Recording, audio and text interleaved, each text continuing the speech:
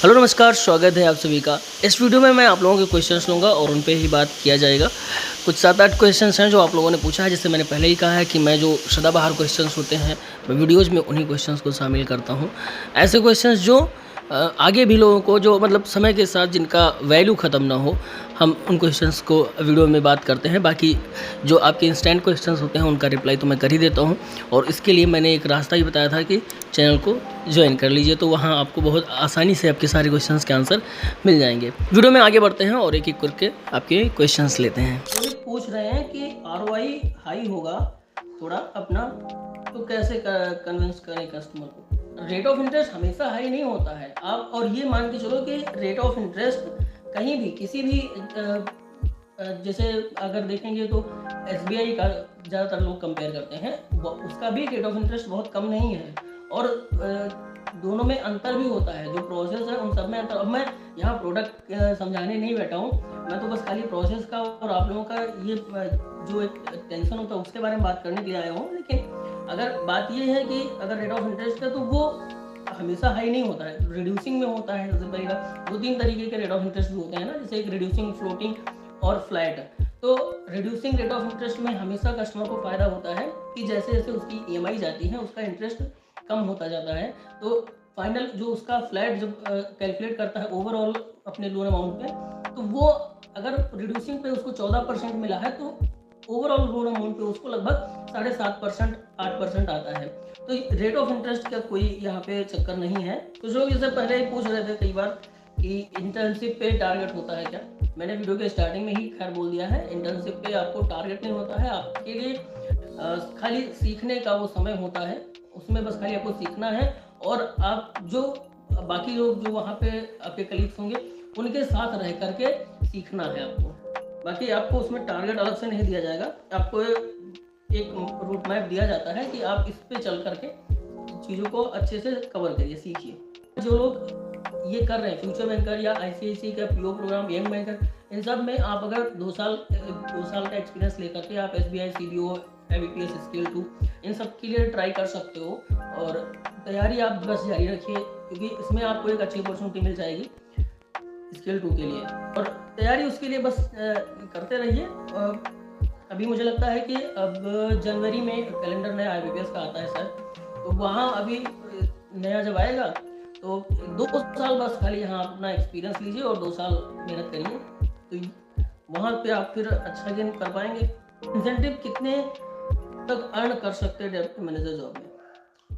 हम कार्तिक देखो, इंसेंटिव का जैसे मैंने बताया हुआ है, इंसेंटिव आप अर्न कर सकते हो अगर साल में पूरे ओवरऑल मतलब पूरे साल की बात करें तो मैक्सिमम आप जा सकते हो। जो आपको पैकेज अभी ऑफर किया जा रहा है उसका 2 टाइम्स इस समय जो आपका पैकेज दे रहे हैं फ्यूचर बैंकर में, लगभग उसका 2 गुना आपको इंसेंटिव आप साल में अर्न कर सकते हो।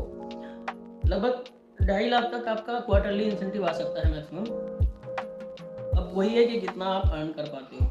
बहुत सारे क्राइटेरिया हैं, तो उन सारे क्राइटेरिया उन सबको जानने के लिए आप जो मैंने लाइव स्ट्रीम किया है मेंबर्स ओनली पे, उसको देखिए। 10-15 मिनट का वीडियो है, आपको और अच्छे से क्लियर हो जाएगा। पूरा स्ट्रक्चर उसमें मैंने बताया है कि किस चीज़ में कितना क्या करना है ताकि आपको इंसेंटिव मिलने लगे। HDFC give more pressure than ICICI, ऐसा सुना है, सच है क्या? हाँ सच है। देखो मतलब मैंने भी सुना है, क्योंकि मैं तो काम किया नहीं हूँ, मैं तो सिर्फ यहीं पे काम किया हूँ। ऐसा लोग कहते हैं कि अगर आपने HDFC में काम कर लिया तो आप किसी भी बैंक में काम कर सकते हो। कारण ये है कि यहाँ पे प्रोडक्ट इतने ज़्यादा हर फील्ड में इनके पास एक नया प्रोडक्ट है, और हर चीज़ के लिए इनके पास अलग प्रेशर है। तो ये मैंने भी सुना है। और जहाँ तक जैसे कुछ लोग आते हैं ना कि जैसे किसी और बैंक से फिर स्विच करके यहाँ ज्वाइन करते हैं, तो उन लोगों के जो एक्सपीरियंसेस मैं लेता हूँ, वो कहते हैं कि वहाँ मुझे इतना प्रेशर, जब वो शुरू में जब यहाँ आते हैं ज्वाइन करते हैं तो उनको वाकई में काफ़ी परेशानी होती है। तो सिस्टम उनको उतनी जल्दी समझ नहीं आता, एकदम से चेंज रहता है, और फिर धीरे धीरे उनको ढलने में समय लगता है उनको। और वो कई हर बात में लगभग ये चीज़ें मेंशन करते हैं कि वहाँ हमें आराम था, यहाँ मुझे ज़्यादा प्रेशर हो रहा है।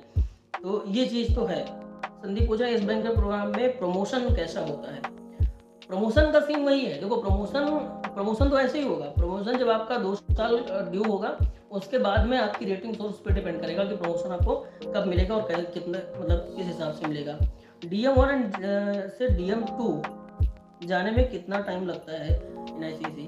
अब देखो देखो HDFC में तो DM1 और DM2 इसका कोई सीन नहीं है यहाँ पे असिस्टेंट मैनेजर के बाद डेप्यूटी मैनेजर और डेप्यूटी मैनेजर के बाद मैनेजर 1 और 2 का सीन नहीं है। लेकिन ICICI में ऐसा है DM1 और DM2 दोनों होता है। तो यहाँ पे DM1 से DM2 जाने में अगेन वही 2 साल का समय लगता है जो शुरुआत में पहला प्रमोशन में लगता है। तो पहला प्रमोशन आपका लगभग 2 साल में ड्यू आता है। तो जब पहला प्रमोशन आएगा उसी समय पे आपको ये चीज़ें ऑफर होंगी। देवेश पूछ रहे हैं बैंक में जॉब टाइमिंग क्या रहती है। बैंक की कोई टाइमिंग नहीं होती, सिर्फ जाने की टाइमिंग होती है, आने की कोई टाइमिंग नहीं होती।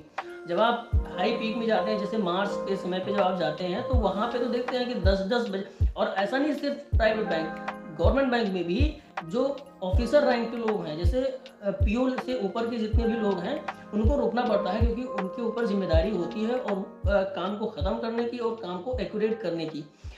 31 मार्च से पहले क्लोज करना है और सारी चीज़ों को व्यवस्थित करना है। तो वो उनको रुकना पड़ता है, वो रुकते हैं 9-9 10-10 बजे रात तक बैठते हैं। और जब ऑडिट वगैरह आता है तभी बहुत समय लगता है। यूजुअल अगर हम देखें तो 9 बजे तो आपको बैंक पहुंचना है। उसके बाद में शाम को कभी 6:30, कभी 6, 7, 7:30, 8 बज सकते हैं आपको वहाँ से निकलने में। जो ऑफिशियल टाइमिंग है वो तो 9:30 से 5:30 है, लेकिन जो आपकी ज़रूरत के हिसाब से उसको 9 से 6-7 आप लगभग ऐसा मान के चलिए। आपका क्वेश्चन अंकित ये है कि 1 साल के बाद सैलरी कितना आता है लगभग में, आप इतना पूछना चाह रहे हो। जो आप ज्वाइन करते हो जिस पोस्ट पे, जिस ग्रेड पे, उसके बाद जब आप वही रेटिंग होती है आपकी 1 साल में की आपकी परफॉर्मेंस के आधार पे, तो जो रेटिंग होगा और जैसे इंक्रीमेंट मिलेगा, मान लो आपको 12% का इंक्रीमेंट मिला, तो जाहिर सी बात है आपकी सैलरी पे 12% जो अभी सैलरी है इस साल, वो उस पर 12% हाइक होकर के अगले साल से आपको वो मिलेगा। तो वो आपके रेटिंग्स पे डिपेंड करता है। इस बैंकर प्रोग्राम में इनहैंड सैलरी कितनी होती है? इनहैंड सैलरी ये लगभग 30 के आसपास आएगी इस बैंकर प्रोग्राम में स्टार्टिंग में। SBI CBO में एक्सपीरियंस कैसे काउंट होगा? इंटर्नशिप और OJT काउंट होगा क्या? या OJT नहीं, ना इंटर्नशिप काउंट होगा ना OJT काउंट होगा। जब आप ऑन रोल हो जाएंगे, क्योंकि इंटर्नशिप और OJT आपका लर्निंग फेज है, उसका सर्टिफिकेट अलग से आपको मिल रहा है।